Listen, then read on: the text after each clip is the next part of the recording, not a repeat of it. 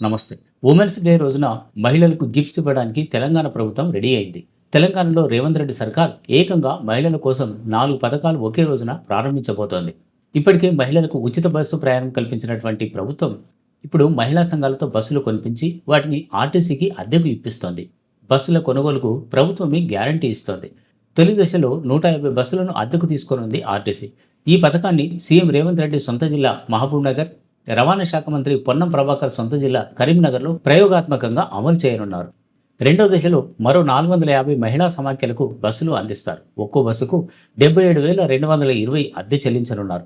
మహిళా సంఘాలకు వడ్డీ లేని రుణాలను మంజూరు చేయనున్నట్లు మంత్రి సీతక్క ప్రకటించారు. తెలంగాణలో 33 జిల్లాలుంటే అందులో 31 జిల్లాల్లో పెట్రోల్ బంకుల నిర్వహణను మహిళా సంఘాలకు అప్పగించనున్నారు.